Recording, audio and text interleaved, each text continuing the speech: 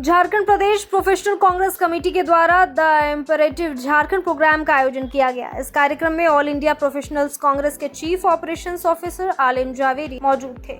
इसके साथ ही झारखंड प्रोफेशनल कांग्रेस के अध्यक्ष आदित्य विक्रम जायसवाल और झारखंड चैम्बर ऑफ कॉमर्स के अध्यक्ष किशोर बंत्री भी मौजूद थे। इस कार्यक्रम में झारखंड में उद्योग को लेकर हो रही परेशानी पर चर्चाएं हुई। आलिम जावेरी ने बताया कि झारखंड की क्षमता अभी तक ठीक तरीके से इस्तेमाल नहीं हुई है।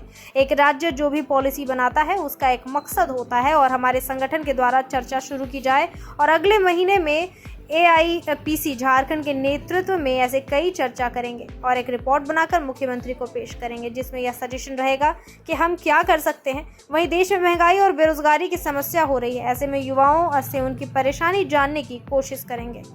साथ संपर्क करने के लिए, मीटिंग करने के लिए मुझे बहुत अच्छा लगा और मुझे लग रहा है कि झारखंड में कोई कमी नहीं है प्रोफेशनल्स की,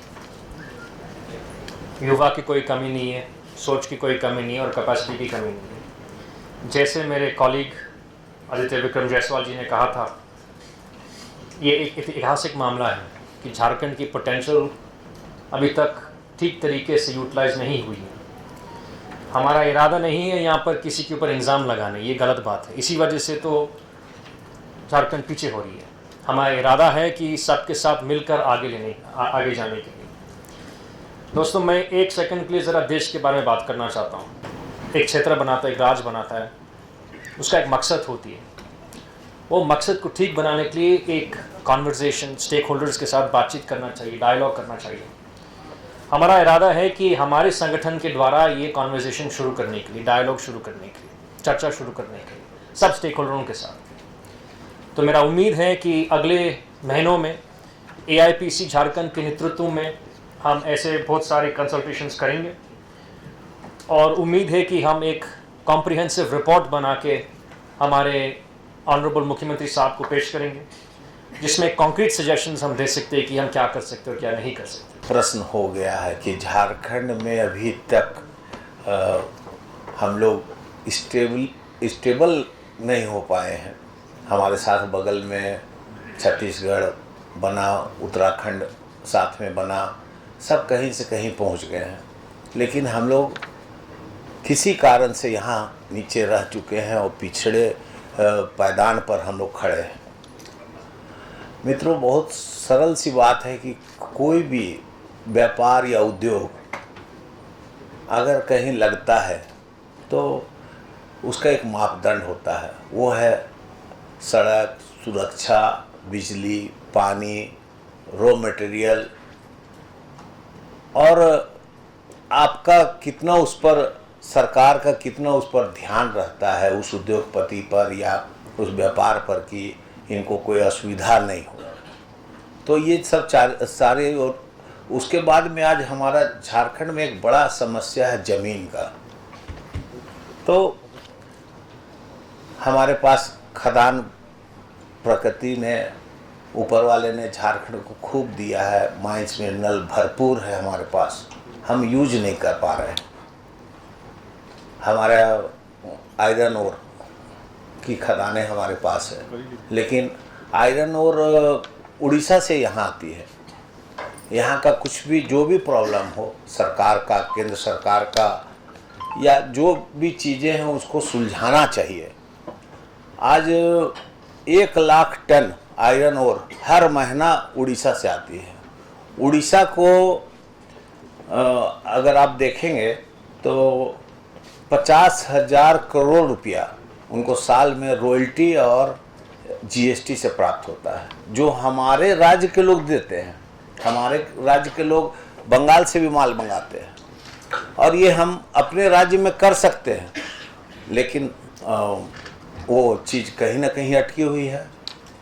यहाँ पर अबरक की खान है, यहाँ पे यूरेनियम है, स्वर्ण खान है, बॉक्साइड है, क्या चीज़ नहीं हमारे पास।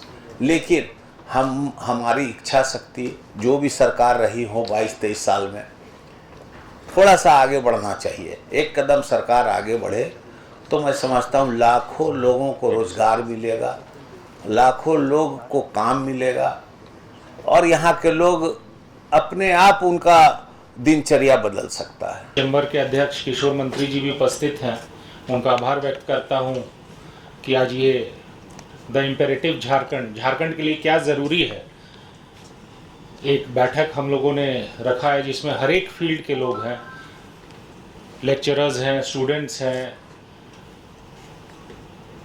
प्रोफेशनल्स हैं। साढ़े 22 साल झारखंड बने हो गया।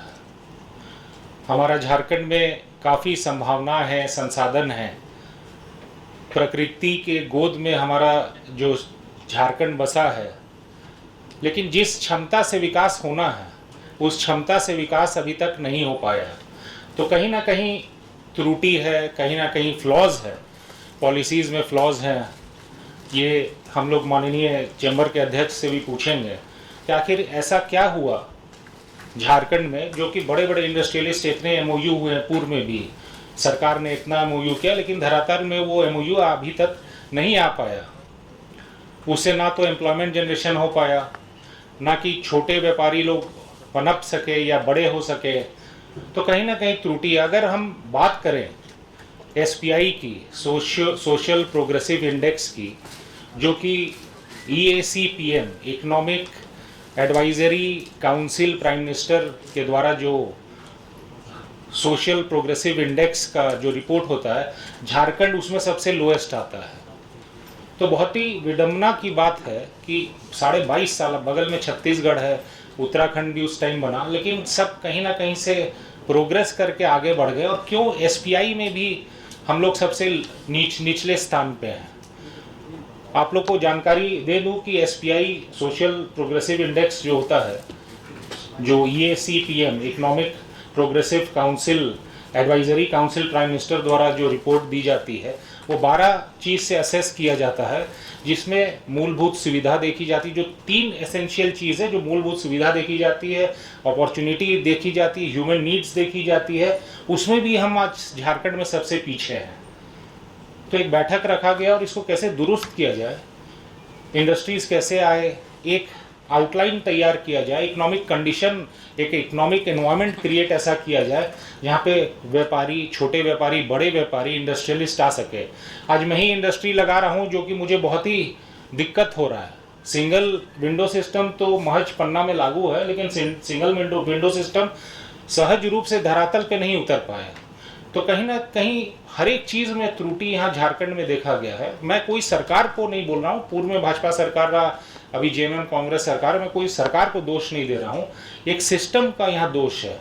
एक यहाँ पे जो लैक हम लोग करते हैं, अपॉर्चुनिटी लैक करते हैं, और सेल्फ रिलायंस मॉडल पे हम लोग को वर्क करना चाहिए।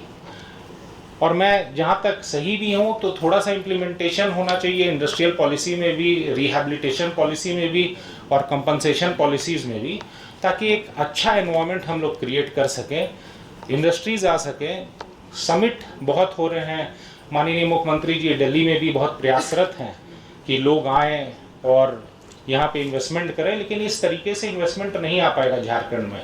तो इसका हम लोग कैसे रास्ता निकाल सकें, जैसे कि आज हमने बादल पत्रलेख जी से भी बात किया था कि प्रिसीशन फार्मिंग, एग्रीकल्चर को थोड़ा एक नया रूप दिया जाए। आज भी लोग पुराने ट्रेडिशन पे ही काम यहाँ पे हो रही है, तो एक एग्रीकल्चर कॉरिडोर बना के काम किया जाए, टूरिज्म कॉरिडोर बना के काम किया जाए, ताकि एम्प्लॉयमेंट जनरेशन हो, इंफ्रास्ट्रक्चर ग्रोथ हो, इंफ्रास्ट्रक्चर डेवलपमेंट हो ग्रामीण क्षेत्र में।